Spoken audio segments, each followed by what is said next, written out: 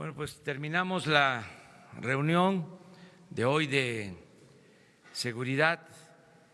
Estamos atendiendo asuntos relacionados con el presupuesto, aunque ya se envió. De todas maneras, estamos atentos para aclarar cualquier duda a los diputados. Como ustedes saben, se envía el presupuesto y la ley de ingresos. Ayer se aprobó la ley de ingresos en la Cámara de Diputados, pasa a la Cámara de Senadores. Esa ley tiene que ver con las dos cámaras. Se tiene que aprobar primero la ley de ingresos y el procedimiento es luego aprobar el presupuesto, que es facultad exclusiva de la Cámara de Diputados. Entonces estamos en eso. Ayer hubo para lo financiero, en la parte económica, una buena noticia que dio a conocer la Secretaría de Hacienda. Se logró un acuerdo con lo de la compra de los bonos del aeropuerto, lo cual limpia el camino para resolver en definitiva este asunto y poder con libertad iniciar la construcción de el nuevo aeropuerto en la base militar de Santa Lucía. Se tenía de plazo hasta ayer para llegar a un acuerdo que no es personalizado, tiene que ver con el mercado, tiene que ver con una serie de factores. Influye mucho la confianza. Afortunadamente se logró que el plan de Hacienda funcionara, se obtuvieron buenos resultados. Esto nos preocupaba un poco porque de lo contrario iba a significar pleitos, litigios y retrasar nuestra acción para resolver en definitiva el problema de la saturación del actual aeropuerto de la Ciudad de México. Eso es lo que puedo comentarles. Ayer también recibimos una comisión del gobierno de Canadá. Es muy satisfactorio decirles que se va a firmar un acuerdo de cooperación para rehabilitar 60 hidroeléctricas de nuestro país. Esto significa cambiar turbinas, modernizar todo el sistema de generación de energía eléctrica.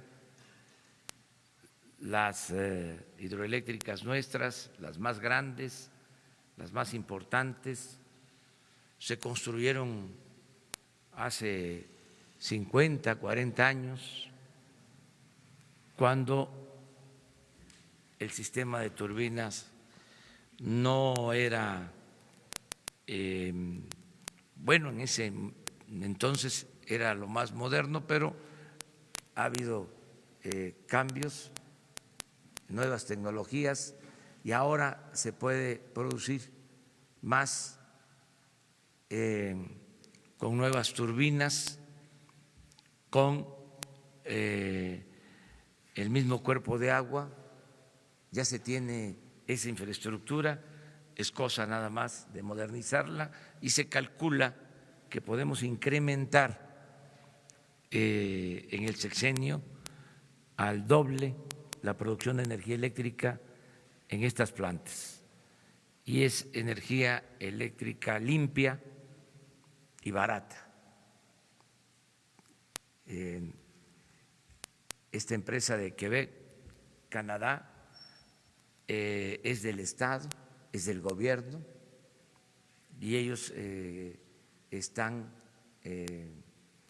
dispuestos a ayudarnos y va a haber una coinversión para reactivar todas estas plantas de generación de energía eléctrica, lo que comúnmente se conoce como presas, donde se genera energía eléctrica. Ayer se habló del tema y se avanzó y ya van a venir técnicos de Canadá a hacer una revisión,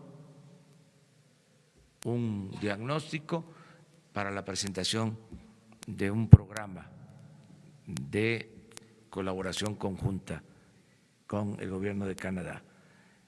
Ayer también asistimos a la entrega de la medalla Belisario Domínguez a Carlos Payán, algo muy importante, extraordinario, porque es un reconocimiento al periodismo de México. Y él, en su intervención, dedicó esa medalla a periodistas que han perdido la vida en el ejercicio de su trabajo, de su oficio, del noble oficio del periodismo. Entonces, eso es lo que puedo comentarles.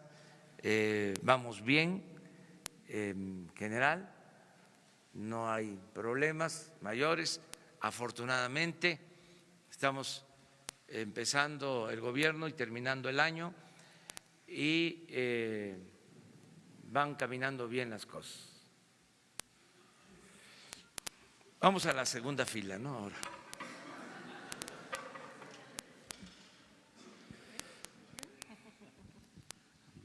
Gracias, Arturo Páramo, de Grupo Imagen. Dos preguntas. Cuando se refiere ayer desde el comunicado de Hacienda al tema de los bonos, ¿es la totalidad de los bonos o una serie? Y si esta preocupación que tenía usted ya se desvanece por completo y como dice, se limpia completamente el camino para el tema del aeropuerto de Santa Lucía, porque todavía se sigue manejando la posibilidad de en algunas columnas periodísticas de que se retorne al tema de Texcoco. Y la segunda, hay un par de manifestaciones acá afuera hoy, temprano. Una es sobre personas que están pidiendo que se reconsidere también el presupuesto en la atención a personas de grupos vulnerables, a organizaciones que se dedican a la ayuda de personas con algún problema de discapacidad, y otra también, otra manifestación de personas que piden que se reconsidere también el presupuesto para apoyar a estancias infantiles del gobierno, propiamente del gobierno federal. Son esas preguntas, por favor. Sí, bueno, en el caso de los bonos, me explicó el secretario de Hacienda, el subsecretario, que con esto ya se resuelve el problema o se evita el estancamiento del problema, el que se empantanara la solución al problema del aeropuerto. Ya se resuelve porque aunque se trata de una parte de los bonos, ya va implícito, se contempla el modificar las reglas. Ese es el acuerdo principal, el que pueda el gobierno actuar con independencia. No iba a ser posible hacerlo si no se conseguía este acuerdo con este porcentaje de las acciones. Además, estamos cumpliendo con nuestro compromiso de respaldar, de apoyar, de proteger a accionistas, pero siempre hay riesgos en estos asuntos de caer en problemas de especulación, para no meternos en Honduras. Cuando hay estos casos,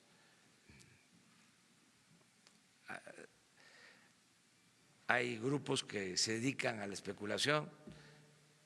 Yo no quiero utilizar la expresión que usualmente se aplica en estos casos, pero eso se alejó, se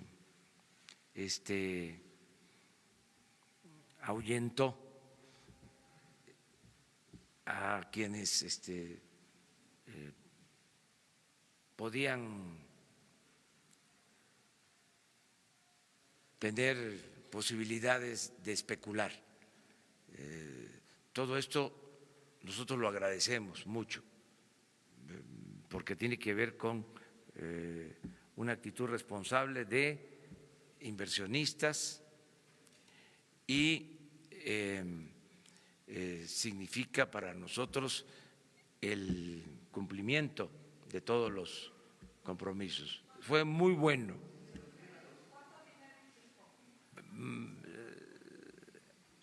Es alrededor de 1.600 millones de dólares lo que se decidió en bonos, pero aunque la cantidad de bonos es mayor, es del orden de 6.000 millones, con estos 1.600 se destraba la posibilidad de llegar a un arreglo sin especulación y con libertad para el gobierno de tomar la decisión que más convenga en cuanto al aeropuerto.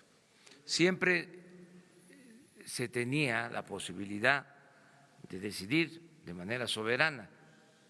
Nosotros no podemos ser rehenes de nadie, no vamos a ser nunca rehén de nadie, pero implicaba pleitos y juicios y tardanza, demora. Entonces ya se resolvió, estaban muy contentos los de Hacienda ayer que me informaron, porque se resolvió hasta ayer, iba poco a poco avanzando hasta que se logró la colocación, en este caso recompra de los bonos. Y de ahí viene lo de la fibra y viene desde luego el acuerdo con los poseedores de contratos, pero esto era lo más complicado. Acerca de las manifestaciones, pues son muy propias las manifestaciones de protesta por el presupuesto. Es esta temporada. Hay que atender a todos. En el caso de personas con discapacidad, van a recibir los discapacitados como 12,000 millones de pesos, las personas con discapacidad, como nunca. Lo que pasa es que habían grupos que negociaban presupuesto para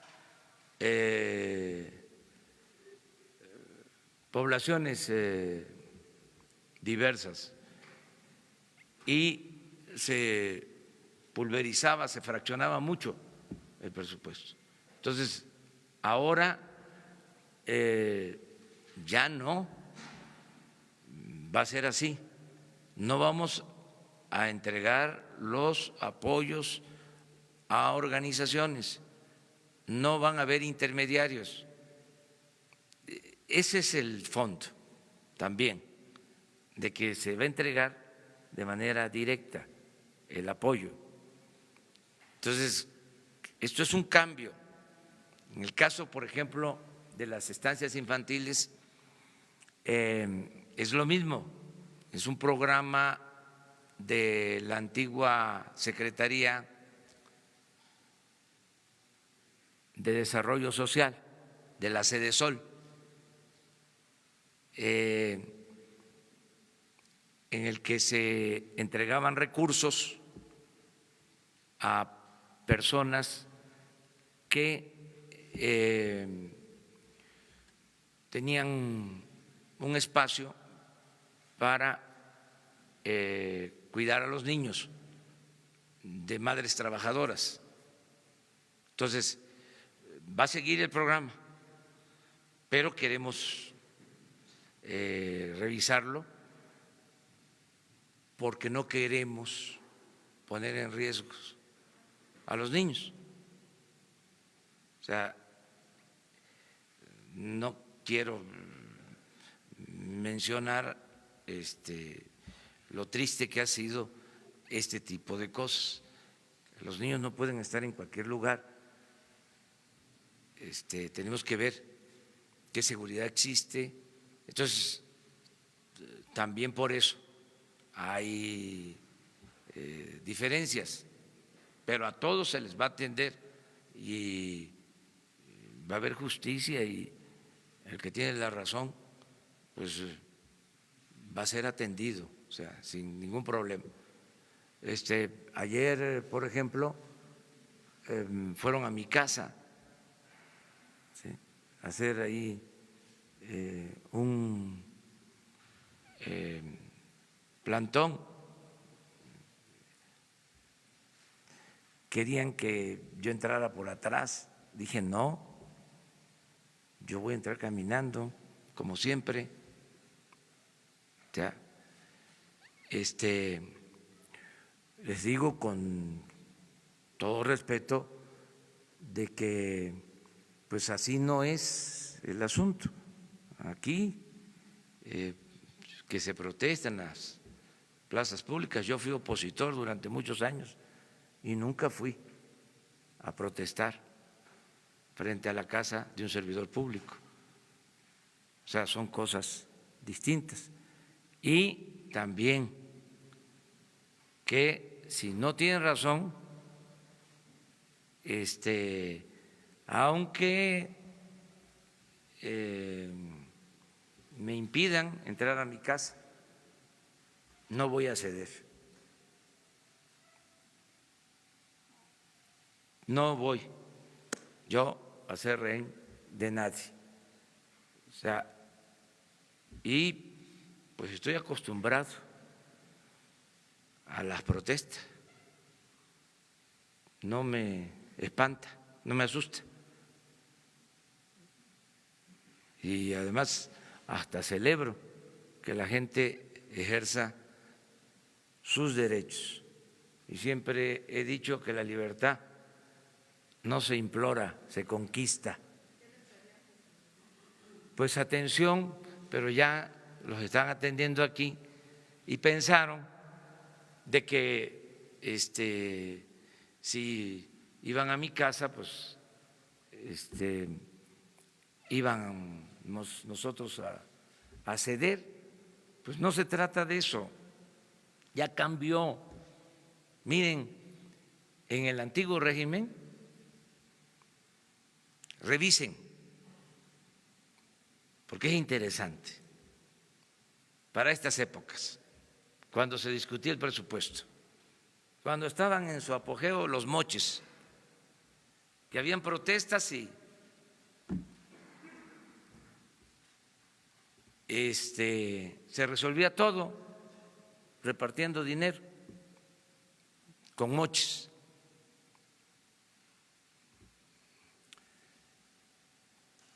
Yo recuerdo que era secretario de Hacienda Carstens y en 3 años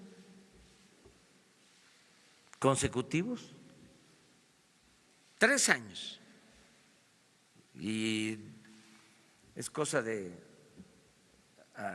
revisarlo, sacó el presupuesto por unanimidad. Increíble.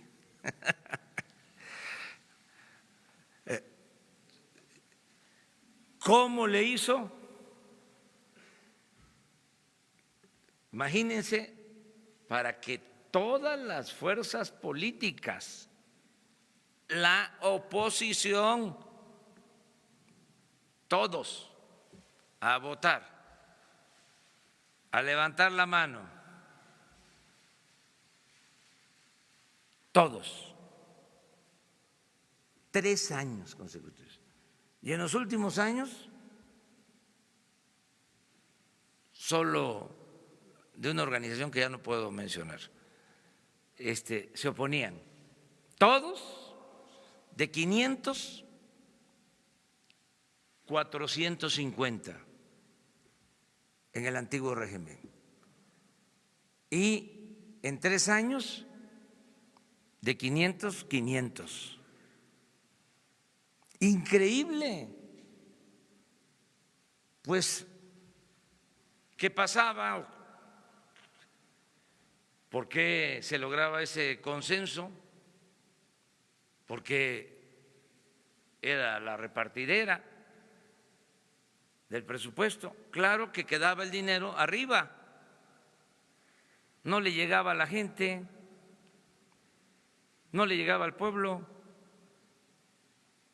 Se autorizaban obras en donde les daban moches, sobornos, se llamaba bajar recursos, obras que no hacían o que las cobraban carísimas, de mala calidad, caminos que nada más aguantaban entrega, nada más los pintaban, los inauguraban, venía la temporada de lluvia y se volvían caminos de terracería. Una gran farsa, una gran corrupción. Entonces, yo aspiro que ahora el presupuesto se apruebe, no por unanimidad, me generaría sospecha. Diré yo, ¿qué están haciendo para que sea unánime la aprobación? ¿Qué están comprometiendo? ¿Qué están negociando? ¿Cuál es el enjuague? Porque ya se acabó eso. No se permite. A ver, vamos a votar la ley de ingresos, vamos a votar el presupuesto, pero ¿cómo nos vamos a entender? Nada de eso, se acabó. Ya el Poder Legislativo no debe de ser un tianguis, es la representación del pueblo de México. Pero vamos al segundo.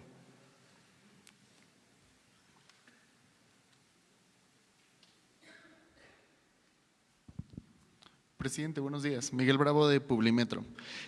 Tanto el secretario de la Defensa como el subsecretario de Hacienda han señalado que el Ejército será el que construya las pistas de Santa Lucía, esto en una fase inicial. ¿Nos podría corroborar esta información? Y de ser así, ¿qué pasaría con las empresas contratistas de Texcoco? Y la segunda, si nos podría detallar la agenda del día de hoy, por favor.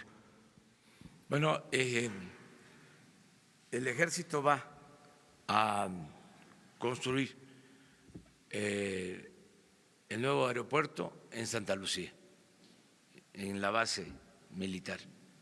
Ellos tienen capacidad para hacerlo y se le están asignando ya recursos en el presupuesto que está por aprobarse con ese propósito. Le estamos confiando al Ejército la construcción de las pistas y de la terminal y todo. Hoy precisamente por la agenda voy a ver el proyecto que ya está prácticamente terminado, el proyecto constructivo. Se está esperando nada más un dictamen sobre la ubicación de las pistas por manejo de espacio aéreo, que es un dictamen de empresas extranjeras, nada más, pero ya se tiene el proyecto para unir el aeropuerto actual con el aeropuerto de Santa Lucía, lo que va a ser la comunicación confinada del aeropuerto actual a Santa Lucía. Ya se tiene un aproximado de recursos y todos los proyectos. Se va a utilizar el modelo de proyecto constructivo de la Terminal 2, es decir, para Santa Lucía, porque eso pertenece al sector público, es decir, ya no hace falta gastar, vamos a ahorrar en cuanto al proyecto de la terminal, que desde luego se tiene que adaptar. Se va a utilizar también la pista actual, la militar de Santa Lucía, que está en perfecto estado, nada más se va a decidir si se amplía, pero esa pista como está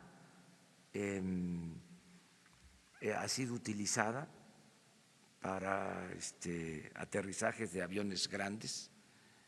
En esa pista, por poner un ejemplo, bajó el avión de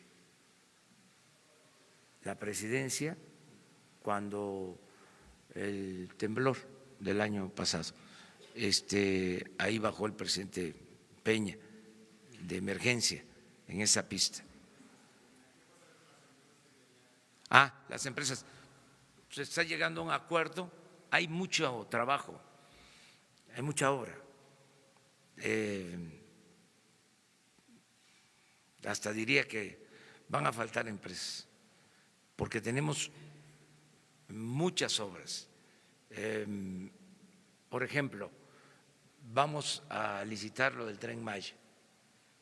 Son 7 tramos, 150,000 millones de pesos aproximadamente. La refinería ya tiene presupuesto, solo este año 50,000 millones. Y no lo puede hacer una sola empresa. O sea, son obras que requieren de la participación de varias empresas. Desde luego hay una coordinación de proyecto en general que ya se tiene, pero van a tener trabajo muchas empresas. En lo que es extracción de crudo, nada más para que tengan una idea, este año se trabajó en 50 pozos petroleros. El año próximo se va a trabajar en 150 pozos.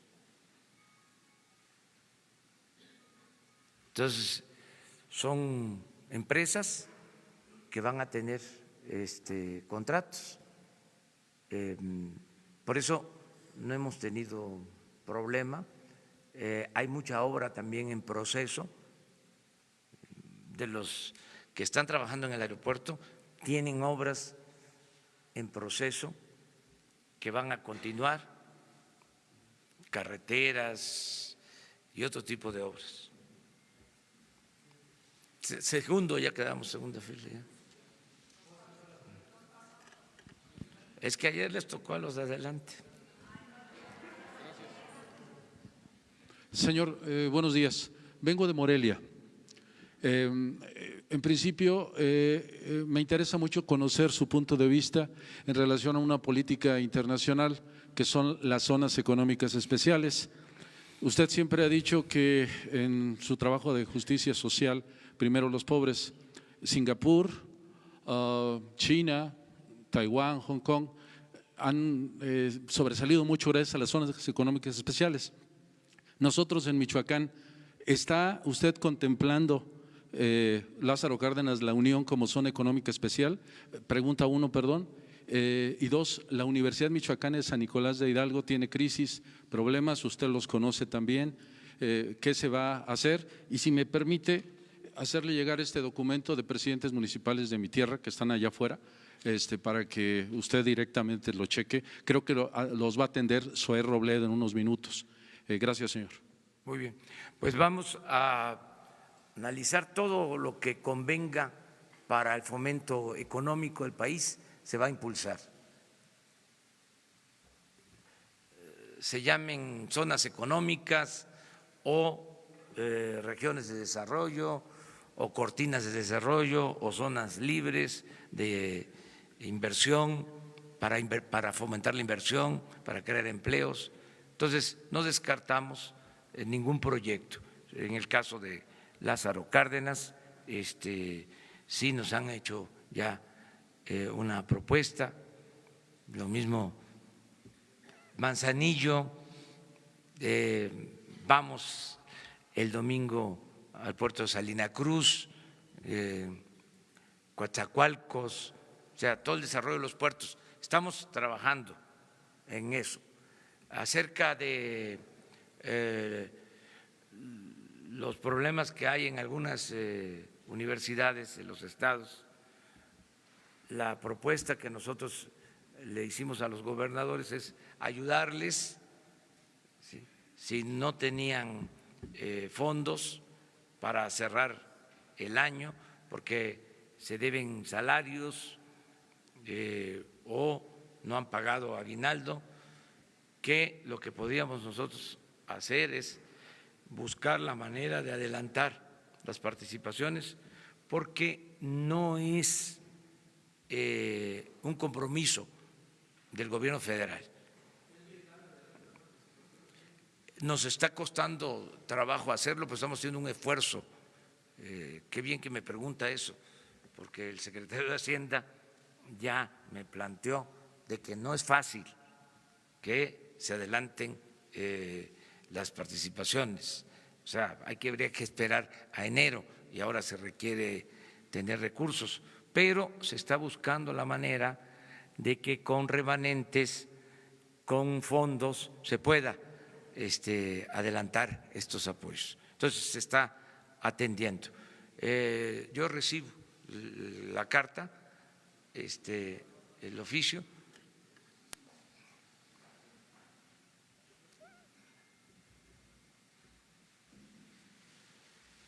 Y qué bien que van a ver a Zoé para que los atienda. Sí, yo quisiera ver de veras a todos, pero estoy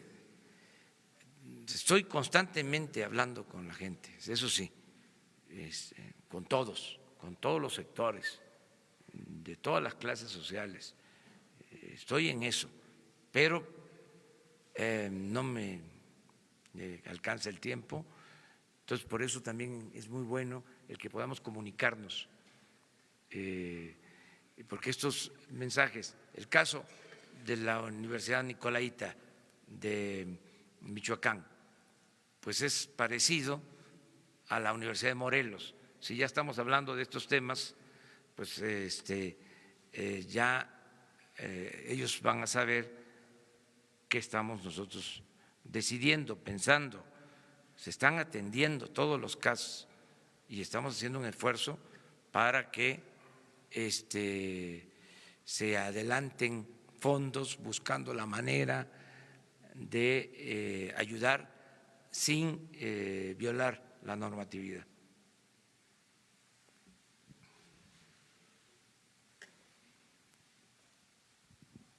Gracias. Buenos días, señor. Yo quisiera hacerle dos preguntas. La primera, relacionadas con la Guardia Nacional. Por favor, detállenos qué se tiene hasta ahora acerca de este plan de construir en territorio de la Sedena y en Santa Fe unos desarrollos de lujo a fin de financiar la conformación de la Guardia Nacional. Especifíquenos, por favor, cuánto esperan obtener de este proyecto, cómo sería la propiedad de este proyecto, se lo quedaría, digamos, el gobierno y él cobraría por el alquiler. Tomando en cuenta también que hace no mucho, este mismo año, hubo un conflicto precisamente entre la Sedena y el GDF, porque se estaba solicitando desincorporar este terreno para desarrollar inmueble y no se otorgó porque se tomó en cuenta que era una zona muy conflictiva para vivienda. Sobre el mismo tema de Guardia Nacional, me gustaría preguntarle qué opina usted de lo que declaró una colaboradora suya, Tatiana Cloutier, en oposición a la creación de la Guardia, por favor. Bueno, acerca de lo primero, pues somos libres. Yo siempre he respetado la opinión de todos y garantizamos el derecho a disentir. En la derecha, por eso me gustó mucho el discurso de ayer de Payán, y en el fascismo, pues no hay discrepancias, no hay pluralidad, es una sola voz, es un pensamiento único, pero nosotros buscamos la democracia. Entonces, somos libres, garantizar el derecho a disentir, que se garanticen las libertades, que todos opinen. Somos muy respetuosos de eso. Yo no le doy instrucciones a nadie, no le digo no hables, nunca lo he hecho con nadie, ni con dirigentes cercanos, amigos, servidores públicos, y tampoco con periodistas. A nadie le he dicho, oye, escribe defendiéndonos o escribe en contra de un adversario. No. Entonces, lo de Tatiana está en todo su derecho de expresarse y de manifestarse, y la respetamos y la queremos mucho. Lo otro es muy interesante. Qué bien que sale el tema. Ya lo había dado a conocer Ciro Gómez Leiva. Ya ven que yo les comento que leo todos los periódicos y escucho todos los programas de radio y veo los programas de televisión. Entonces, el general secretario en Jalisco habló del tema y se transmitió y Ciro lo dio a conocer. ¿Qué estamos pensando? Yo ya fui al terreno. Es el terreno de Santa Fe donde estaba y todavía hay instalaciones de la fábrica de armas de la Secretaría de la Defensa. Son alrededor de 150 hectáreas en el terreno. Es un terreno propiedad de la nación, del ejército mexicano, desde la época del presidente Juárez. Esto es muy interesante porque sirve para explicar cómo hay muchos bienes todavía, propiedad nacional, aun cuando en este periodo neoliberal quisieron privatizar todo, acabar con todo, había tanto que no pudieron. Además, como sonó la alarma el 1 de julio, ya no pudieron seguir robando, seguir trasladando lo público a lo privado. Acuérdense ustedes que privatizar, y si lo ven en el diccionario, significa convertir lo público en privado. Así está en el diccionario. Bueno, ya se terminó esa política y nos queda todo ese terreno, porque esa fábrica se está trasladando a Puebla.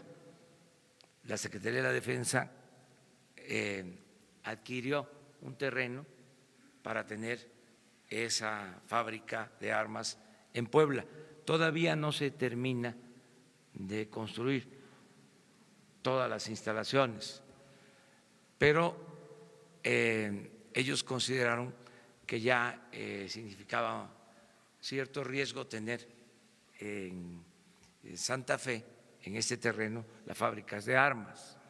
Entonces, por eso el traslado a Puebla. ¿Qué hacer con el terreno? Con las 150 hectáreas.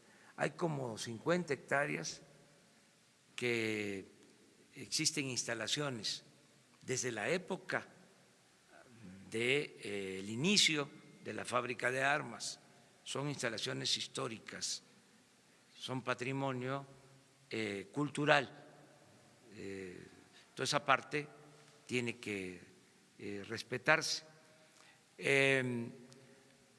Hay como 100 hectáreas disponibles, quitando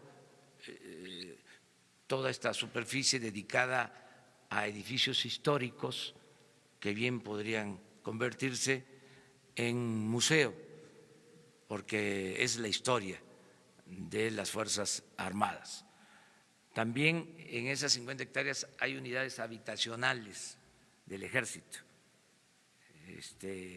instalaciones administrativas del Ejército. Entonces quedan disponibles 100 hectáreas. Entonces lo que se está pensando es que la misma Secretaría de la Defensa destine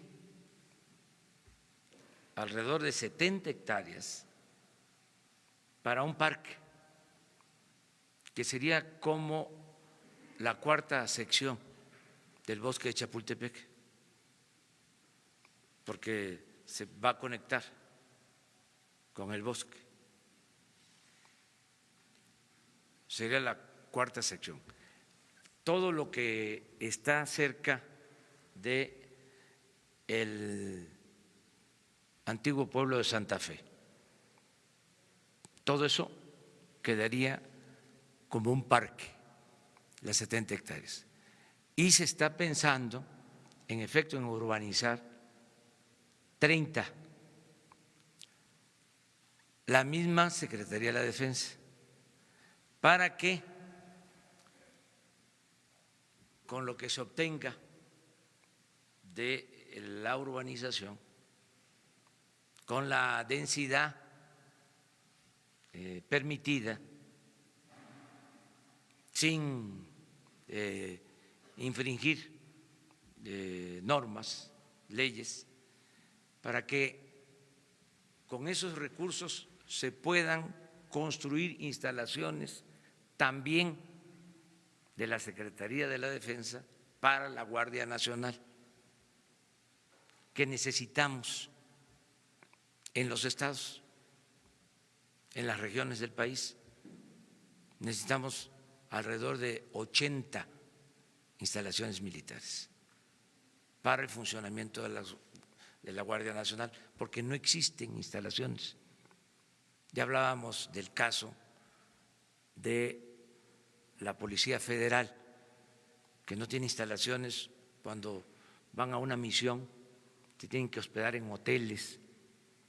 Y en el caso de la Secretaría de la Defensa, que aún teniendo más instalaciones, creo que es la secretaría que más instalaciones tiene de todo el gobierno federal, no son suficientes. Entonces, sería pues un traslado, serían los mismos bienes, quedaría como propiedad de la nación, como propiedad de la Secretaría de la Defensa para instalaciones de la Guardia Nacional. En eso estamos. Hoy precisamente vamos a presentar el proyecto. Cuando, o mejor dicho, hoy vamos a revisar el proyecto. Ya una vez que lo tengamos terminado, lo voy a exponer aquí con ustedes para que todos los ciudadanos lo conozcan y se debata, o sea, se manifiesten todos los puntos de vista que puedan existir. Yo lo voy a defender, el proyecto, porque significa obtener de esta manera alrededor de 20 a 30 mil millones de pesos, que es lo que nos serviría para la construcción de las instalaciones que necesitamos para la Guardia Nacional, con el propósito de garantizar la seguridad pública. O sea, en su momento, si vemos que se requiere, se consulta. O sea, ¿mande? No sabemos. Cuando tengamos ya el proyecto, lo presentamos. Pero van a decidir los ciudadanos. Esta es una forma importante de atender este asunto. ¿Mande?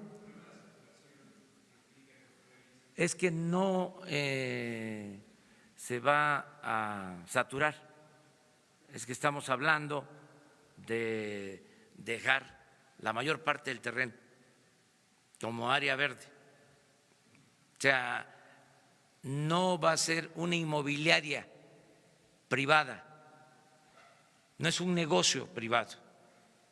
O sea, es el mismo gobierno, en este caso la Secretaría de la Defensa, la que lleva a cabo la urbanización de acuerdo a las normas, y lo que se obtenga es para la adquisición de terrenos y la construcción de instalaciones para la Guardia Nacional.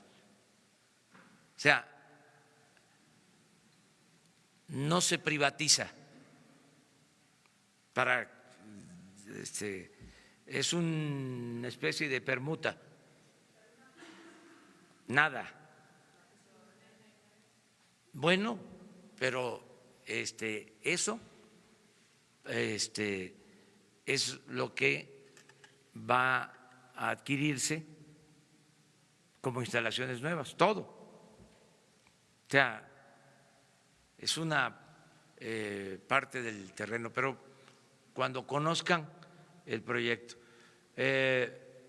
Lo estamos haciendo así, o lo vamos a hacer así, porque necesitamos los recursos. Ya les he dicho, se requieren 266 coordinaciones territoriales para garantizar la seguridad pública. Y se requieren como 120, 150,000 elementos y se requieren instalaciones. O sea, hacer las cosas bien, porque actualmente no hay instalaciones, no hay elementos, es un desastre. No les importó la seguridad de los ciudadanos.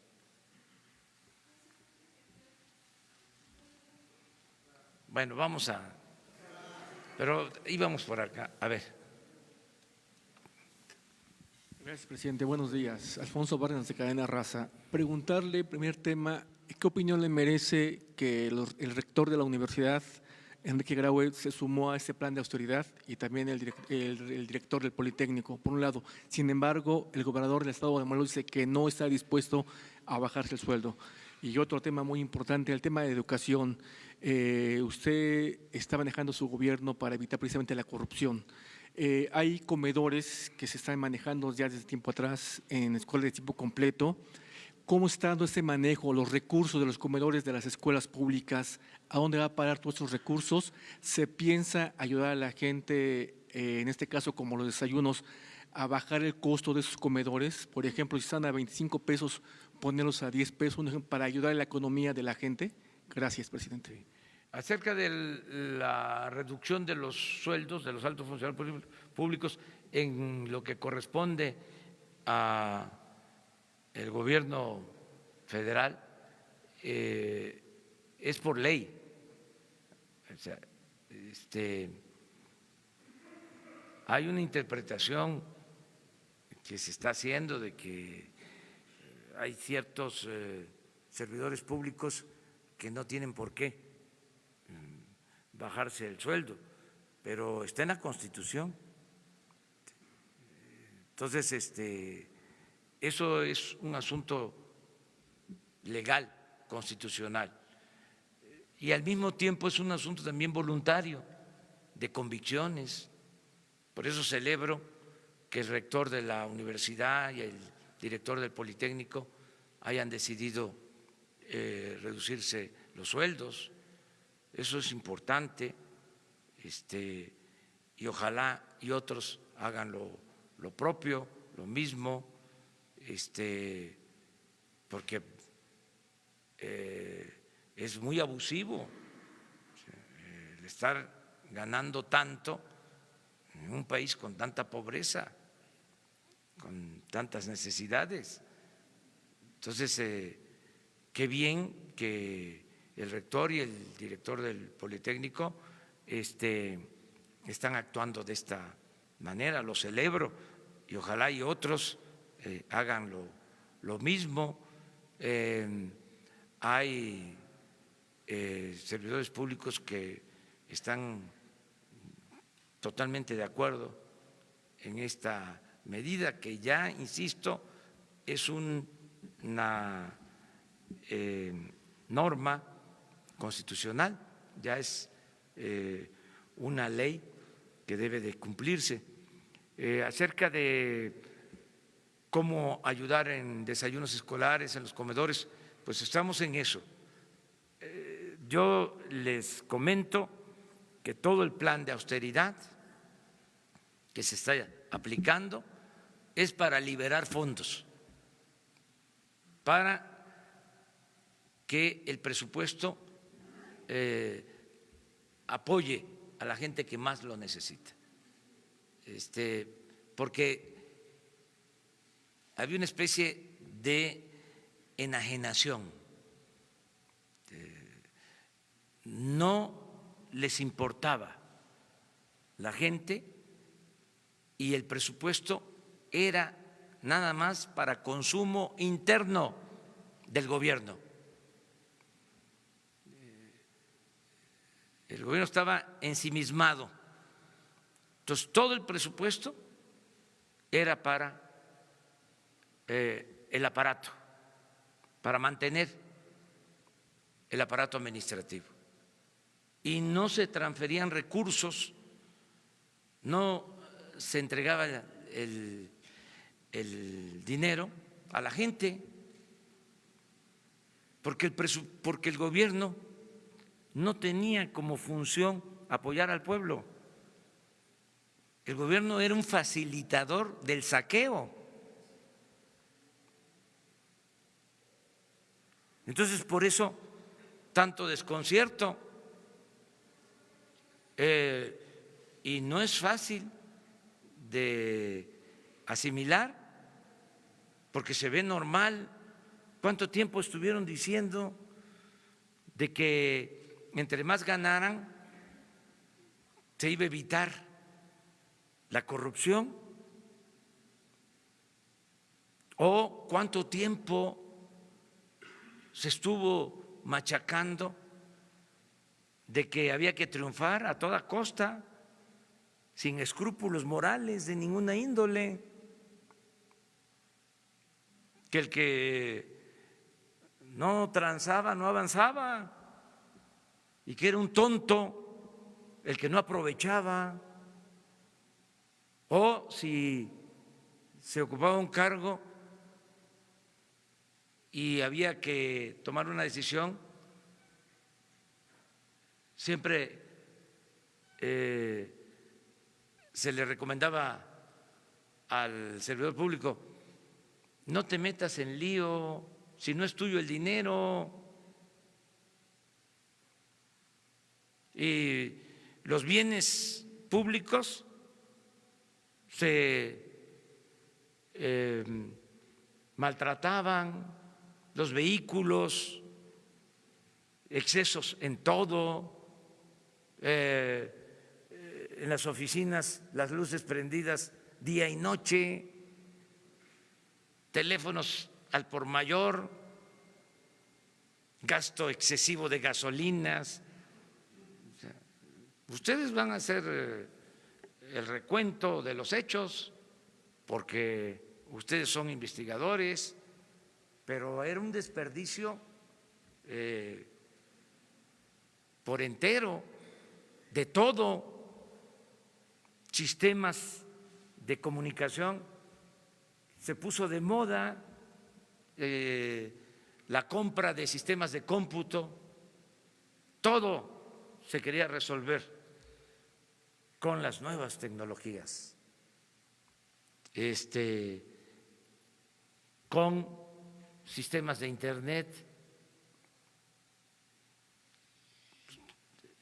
y había mucha charlatanería, ¿no? Este es un sistema en donde te vas a poder comunicar, ¿sí? No solo con los mexicanos, sino con todo el mundo. Vas a hablar y te van a estar escuchando todos. ¿Cuánto cuesta el sistema? Miles de millones de pesos, rentas. ¿Sí? El caso de los aviones, les decía, el avión presidencial, todavía se contempló en el presupuesto 500 millones de pesos para un año de renta. Los 6 nuevos helicópteros que compraron, 400 millones de pesos al año.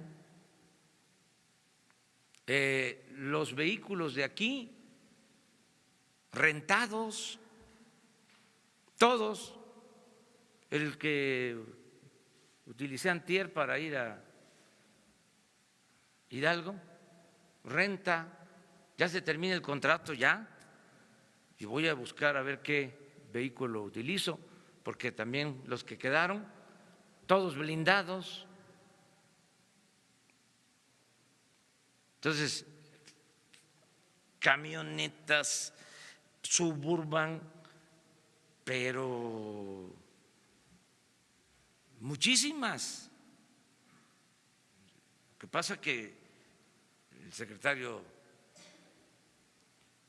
de la Defensa, el general secretario, pues es muy prudente, pero era como para ponerlas aquí en el Zócalo, todas las camionetas que tenía el Estado Mayor Presidencial, o sea, todo un exceso. Entonces ya eso se termina, por eso nos va a rendir el presupuesto y por eso vamos a poder mejorar la alimentación en las escuelas y por eso las becas para los estudiantes. Ese es el cambio que se está llevando a cabo. Presidente, buenos días. David Pérez de Tejada, de Informe 24. 3 preguntas. Una, se había dicho que si había recortes de personal en dependencias del gobierno sería a nivel de arriba. Según hemos visto en redes sociales por los mismos empleados, estos recortes han sido en las bases o a personal eventual. ¿Qué tanto se está defendiendo o cuidando al trabajador y qué va a pasar con los eventuales? La otra pregunta era, otro de los personajes que se está quejando sobre el presupuesto es el gobernador de Chihuahua, Javier Corral, que dice que le tocó menor presupuesto a Chihuahua que a Tabasco, siendo que tiene mayor población. Dice que no se va ni siquiera a acabar el hospital que usted visitó hace unos meses. ¿Qué respuesta le daría en ese aspecto? Y la otra es, hace unas semanas se informó que Santiago Nieto pediría a la Secretaría de Relaciones Exteriores iniciar los trámites de extradición de César Duarte. Usted ha comentado que no se va a perseguir los grandes nombres y chivos expiatorios, pero ¿cuál sería la postura del gobierno en este caso y si se van a realizar las acciones para esta extradición? Muchas gracias. Mire, acerca de los trabajadores de base sindicalizados, el compromiso es mantener sus bases, sus fuentes de trabajo. No se va a afectar a nadie que esté eventual o por honorario, a nadie, trabajadores de base. Ese es el compromiso que hemos hecho. Acerca de la opinión del gobernador de Chihuahua, pues la respeto, desde luego no la comparto, pero respeto su punto de vista. Además, está en todo su derecho de manifestarse.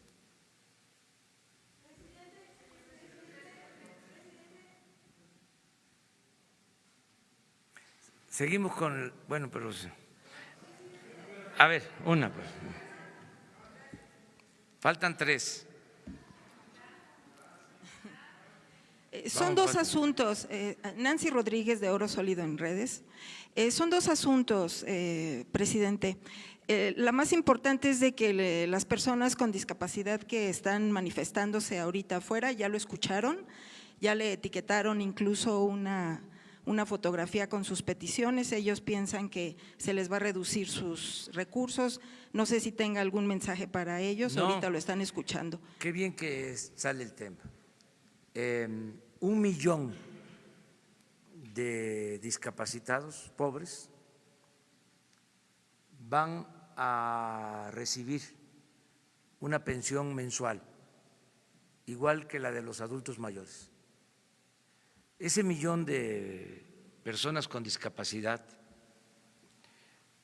van a ser niñas y niños como población prioritaria o preferente, porque son muchos más los discapacitados, las personas con discapacidad en el país, más de 1 millón, desde luego. Pero por eso se decidieron 2 cosas. Primero, que sean los más pobres. Les puedo comentar, bueno, y lo segundo, que sean niñas y niños. Les puedo comentar, por lo mismo que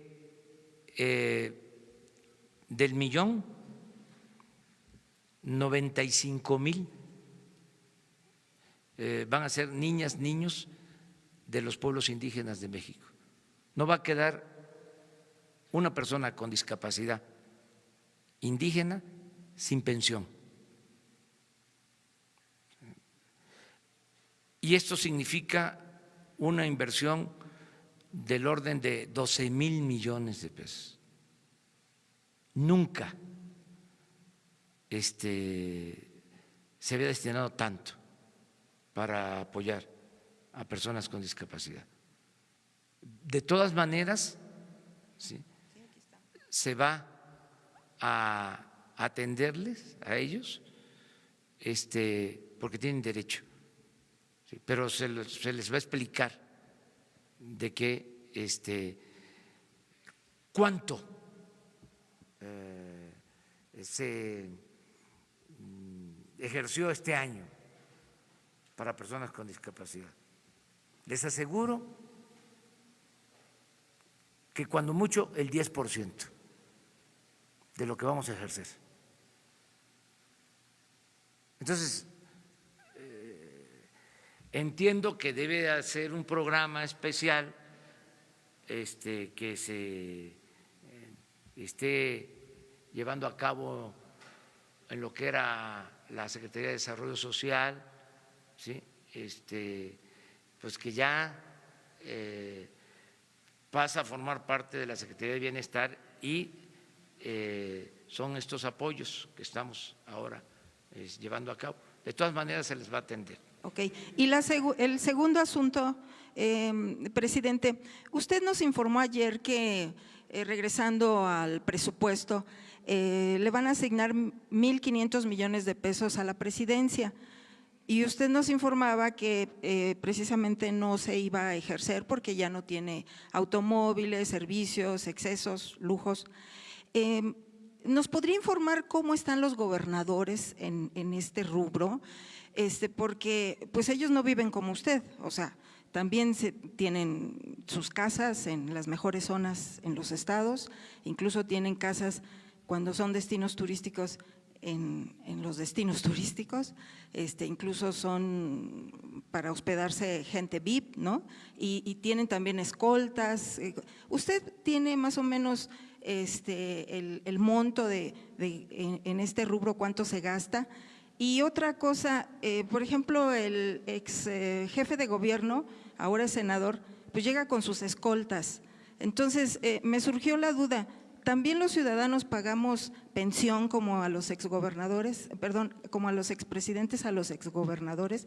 ¿Y estas escoltas también las pagan los contribuyentes? ¿Tendrá informe acerca de esto, presidente? No tengo mucho informe sobre eso. No sé, lo que sí les puedo comentar es que el presidente de México tenía personal y se pagaba mantenimiento para 2 casas de descanso, una en Cozumel y otra en Acapulco, y no las voy a usar, eso sí, les puedo decir. No, porque creo que pertenecen a la Marina, pero eran casas que dependían o eran para el uso de presidencia. Y les digo porque la tengo, todavía no he cambiado la red, y ahí aparece, y además tengo la información. No vamos a usar eso, ya eso se termina. ¿Mande? No tengo el dato, pero si quieren se los consigo. Ya. Lo de los gobernadores no sé, y es un asunto de veras que no lo sé. O sea, además no me corresponde. O sea, los estados son libres, son soberanos, ¿sí? Ellos tienen que informar.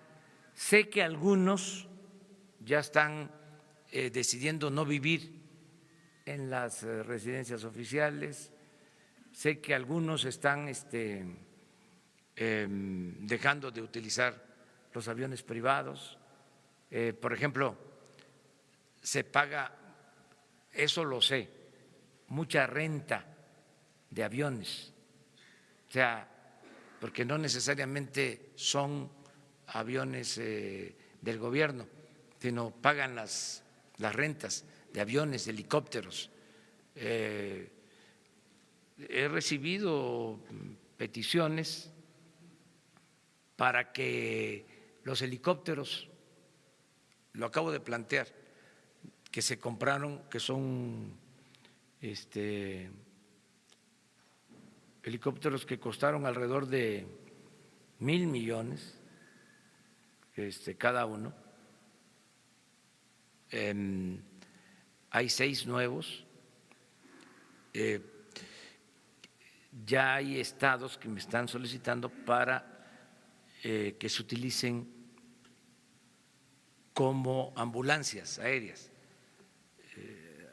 Hay estados que sí necesitan por emergencias el traslado de enfermos y todo, y estamos también analizando esa posibilidad, siempre y cuando integremos el sistema de salud, que ese es otro asunto que quiero hablar con ustedes, porque que lo sepa la gente, lo peor, que ya es decir bastante, es el sistema de salud pública.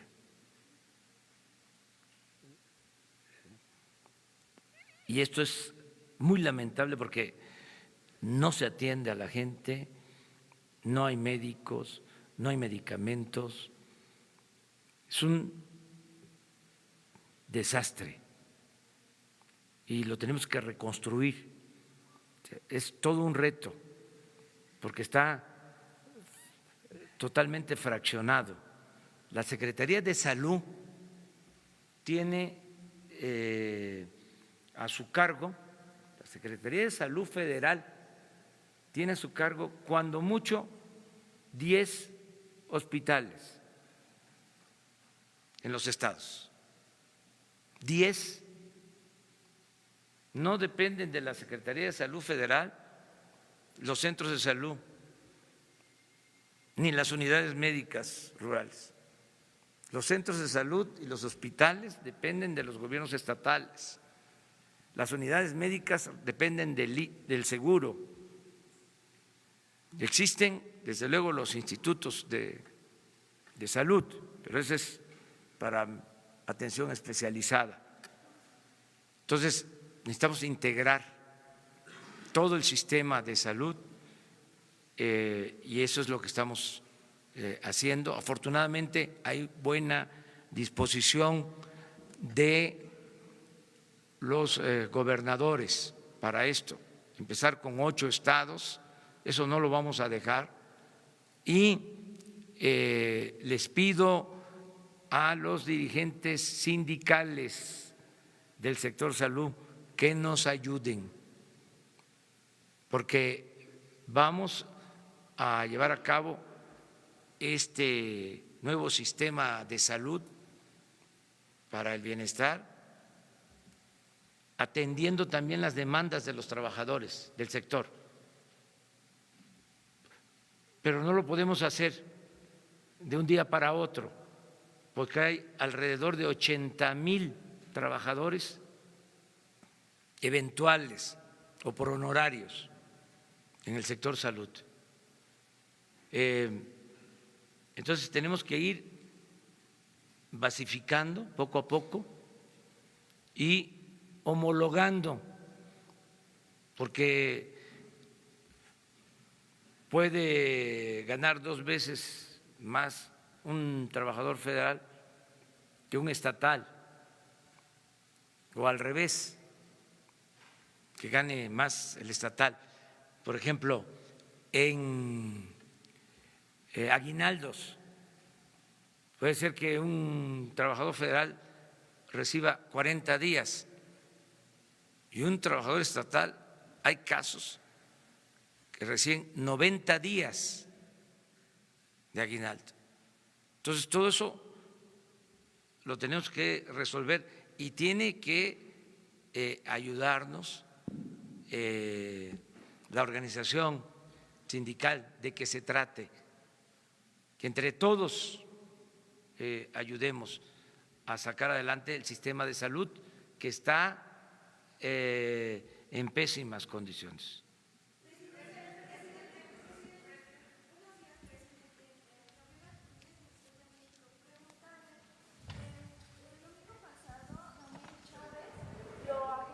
Al recorrido. Muchas gracias. El domingo pasado, Daniel Chávez lo acompañó en el recorrido que hizo por lo que va a ser la ruta del Tren Maya. Preguntarle si él se va a incorporar a su consejo asesor empresarial y bueno, también qué fue lo que platicó ese día con él y con Miguel Alemán. Y por otro lado, también hoy la Conferencia Nacional de Gobernadores se va a reunir para acordar solicitarle a usted más presupuesto en los estados de la República. ¿Qué mensaje le daría a los gobernadores o qué es lo que les respondería ante esta petición? Gracias. Y por último, saber cuál va a ser su agenda del día de hoy, si nos la pudiera compartir, por favor. Gracias. Sí, tanto Daniel Chávez como Miguel Alemán forman parte del consejo que se integró para apoyar al gobierno de la República, una asociación de asesores que no cobran, que me reúno con ellos de manera periódica. Bueno, lo acabo de hacer, me reuní con este equipo de asesores, ellos me dan sus puntos de vista sobre cómo ven la situación económica, cómo ven la marcha del país, me plantean inquietudes, yo los escucho y me sirve tener este grupo de asesores del sector empresarial. Como escucho pues a dirigentes de las comunidades indígenas, como escucho a dirigentes de las organizaciones empresariales, de la sociedad civil, como les escucho a ustedes todos los días, así estoy consultando permanentemente a todos los ciudadanos. Daniel Chávez es empresario del turismo, es de los empresarios más importantes del sector turístico nacional, sobre todo porque promueve mucho la llegada de turistas a México, es de los que promueve más la entrada de divisas por el turismo. Miguel Alemán pues es el presidente del Consejo de Interjet y tiene también otras actividades empresariales, y otros con los que me estoy reuniendo. La agenda de hoy va a ser lo del aeropuerto. Voy a reunirme ya con los responsables de comunicaciones de la Secretaría de la Defensa, de Hacienda, para ya definir lo del aeropuerto con el proyecto, pensar ya en licitaciones. Vamos a ver también lo de los terrenos de la fábrica de armas, el proyecto que ya hoy me lo van a presentar en su fase inicial, en una primera etapa. Esto lo está viendo Román Meyer, el secretario de Desarrollo Urbano, con el secretario de la Defensa, también con la secretaria de Medio Ambiente, nos está ayudando la jefa de gobierno de la Ciudad de México. O sea, es un equipo que se integró con este propósito. Cuando visité el terreno, me acompañó la jefa de gobierno de la Ciudad de México. Todavía no era la jefa de gobierno constitucional, era electa, pero fuimos juntos a hacer el recorrido, sé de lo que se trata y hemos estado trabajando ya sobre esto. Entonces son las dos cosas que voy a ver hoy. A los gobernadores, pues que estamos abiertos a escucharlos, sobre todo el secretario de Hacienda tiene instrucciones de atender a todos los gobernadores. Yo ayer atendí al gobernador de Guanajuato. No puedo, pues, atenderlos así pronto, ¿no? Pero me pidió una cita el gobernador de Guanajuato y lo atendí ayer. Es que ya está en la Cámara el presupuesto, ya lo que nosotros propusimos ya está en la Cámara de Diputados. Sí, aquí. No tengo exacta la hora, pero es como a las 11 o 12. A un momento les decimos. Una más. Ana, tú. Bueno, las dos, pues para que haya equidad de género. Sí, no. Gracias, presidente. Eduardo García, de la agencia Infoceli y del portal Sentido Común. Hablando de recursos, ayer los diputados encontraron 23,000 millones de pesos más que aprobaron ya. No se ha definido claro en qué los van a utilizar. Esto implicaría que ya no hará el recorte al gasto operacional del gobierno que mencionó ayer por lo de las universidades. ¿Qué nos puede platicar de eso? Yo respeto la decisión que tomaron los legisladores de ampliar el monto de ingresos. Ya se aprobó así.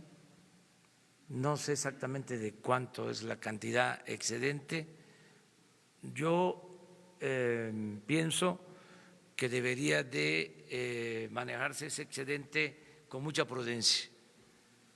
Es mejor tenerlo de reserva ante cualquier contingencia, para no caer en déficit, no tener problemas, porque también había la mala costumbre de inflar los ingresos para darle satisfacción a todos, sí, porque también eso era, ¿no? Para que nadie protestara, nada más que se inflaban, ¿no? Los ingresos. Yo prefiero que eso se mantenga como reserva para no caer en déficit.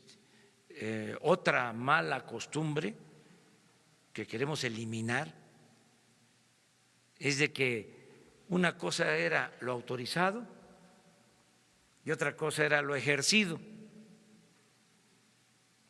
Por ejemplo, se le autorizaba a Gobernación, qué sé yo, 10,000 millones y terminaban ejerciendo 30,000. Aquí en Presidencia lo mismo. Ya eso se termina. O sea, ahorros, todos ahorrar, todos evitar derroche, todos evitar desperdicio y que lo que se vaya ahorrando se transfiera a lo productivo, a lo social, a lo verdaderamente necesario. Nada de gasto superfluo. Entonces, eso lo van a decidir los diputados, seguramente van a consultar a Hacienda. Mi recomendación es que se maneje eso de manera muy prudente y que si se va a invertir, que sea en programas productivos, que sea en desarrollo social y que sea para la seguridad pública, que son los problemas que tenemos. O sea, que haya empleos, que haya crecimiento, que haya bienestar y que haya paz y tranquilidad, que el presupuesto se oriente a eso. Nada más. Presidente, buenos días. Noemí Gutiérrez de Efecto TV. Se ha dado a conocer que desde que se abrieron Los Pinos hay muchas obras de arte que están faltando. Preguntarle si en este caso ya se tiene el listado de cuántas obras de arte falta y sobre todo ayer se hablaba de las obras de arte en Palacio Nacional que van a hacer un cotejo también de Los Pinos y usted ya tiene este listado y sobre todo en el despacho que usted usa, ¿usted notó alguna diferencia cuando estuvo en este despacho? ¿Cuándo va a recorrer Los Pinos? Y la segunda pregunta es ¿cuándo va a dar a conocer los nombres de los embajadores, sobre todo el representante de México en Estados Unidos? Gracias. Ya sobre esto último firmé la representación de México ante la ONU, el doctor Juan Ramón de la Fuente, y firmé también el nombramiento que se pone a consideración del Senado de Marta Bárcenas para embajadora de México en Estados Unidos, en Washington. Son 2 nombramientos que ya firmé y que van a ser propuestos para la autorización del Senado de la República, como lo establece el procedimiento.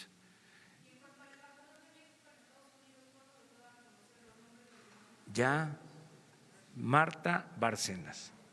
Es una embajadora de carrera del Servicio Exterior, lleva 30 años en el Servicio Exterior.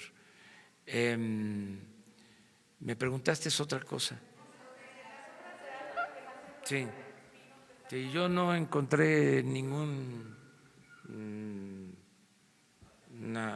faltante, o sea, en la oficina. Por cierto, un día les voy a invitar, ¿sí? Porque es un museo, ¿sí? Para que conozcan y vean, ahí está la historia, ¿no? Y hay contrastes porque hay salones, hay oficinas, espacios que tienen que ver con un estilo republicano, hay otros espacios que tienen que ver con un estilo monárquico y hay otros espacios que tienen que ver con un estilo, vamos a decir, revolucionario, pero es un patrimonio cultural, histórico, este palacio de todos los mexicanos, excepcional.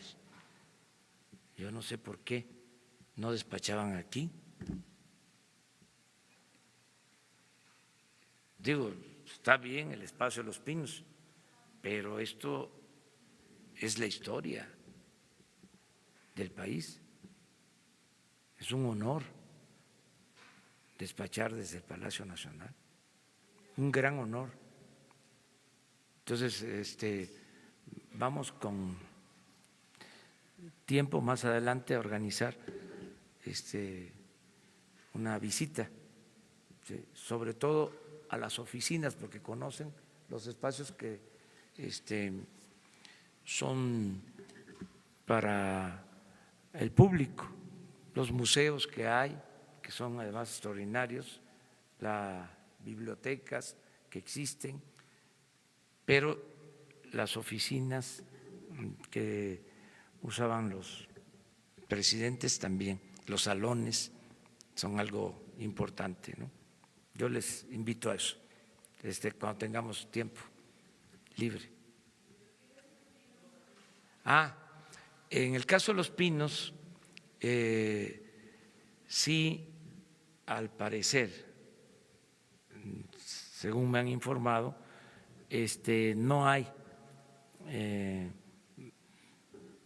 muebles y faltan pinturas, algunas obras, pero no se sabe si se le entregaron a los fondos, porque muchas de las obras de arte que están en las oficinas públicas pertenecen al patrimonio de Hacienda, ¿sí?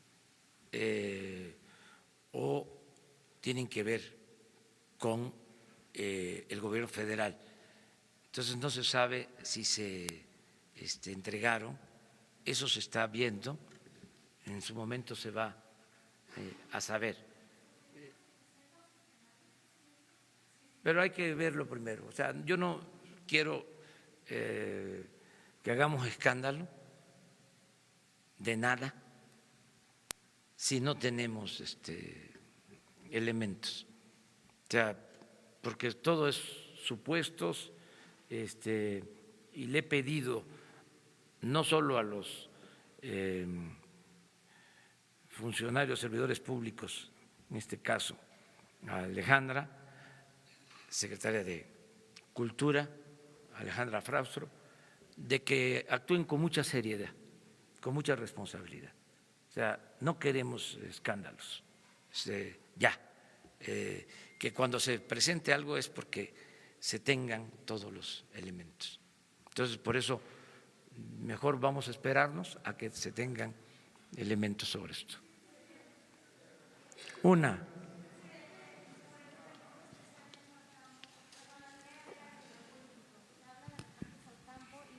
Hay programas importantes como el de apoyo a los productores de café y para pesca que aparecen con pocos recursos. ¿Habrá una política para apoyar al campo? Sí, es prioritario. Y son los recursos que se aprobaron, pero va a depender mucho también de la capacidad de ejecución, de operación de las áreas. Es que tiene que cambiar esa idea de que, a ver, yo valgo por el presupuesto que manejo. No es así. O soy importante por el tamaño de la oficina o por el cargo. No, es el encargo y lo que realmente hagas en beneficio de la gente. Entonces, si avanzan los encargados de atender el campo y se ven beneficios y se quedan sin recursos a mitad del sexenio, a mitad del año, vamos a buscar la forma de ayudarles, pero primero que empiecen. Si todavía no comienzan y ya están diciendo que no les va a alcanzar. Y aquí hay otra cosa también que es interesante. Se va a hacer más con menos, porque se derrochaba mucho, o sea, en compras.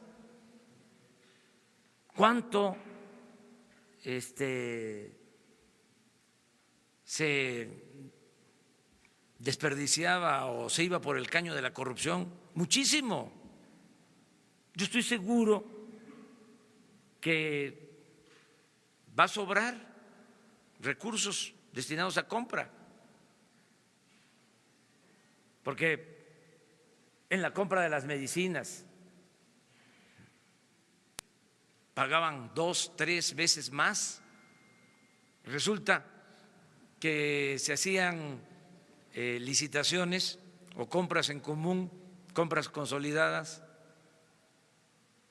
pero se ponían de acuerdo los que vendían y los que compraban para que no abastecieran el 100%. Entonces quedaban el 20% de medicamentos sin comprar en la convocatoria o en la licitación o en la compra consolidada. Y esos 20% se tenían que comprar de manera directa, ya sin licitación. Y el precio era 3, 4, 5, 10 veces más. Entonces, todos esos trucos se terminan. Entonces, por eso pienso que nos va a alcanzar el presupuesto. O sea, y vamos a estar muy pendientes para que no haya estos excesos. Y además, yo les voy a estar informando a ustedes y a través de ustedes al pueblo de México sobre cómo se va ejerciendo el presupuesto. Lo voy a hacer en las plazas públicas. Voy a estar constantemente informando. Este programa lleva tanto avance, se ha invertido tanto, ha beneficiado a tantas personas. Este programa se está quedando rezagado y en función de eso también va a ser la calificación de los servidores públicos. No va a ser un buen servidor público el que no dé resultados en beneficio de la gente, el que no cumpla con su responsabilidad. Entonces vamos a evaluar todos. Mañana va a ser media hora nada más porque… Muchas gracias.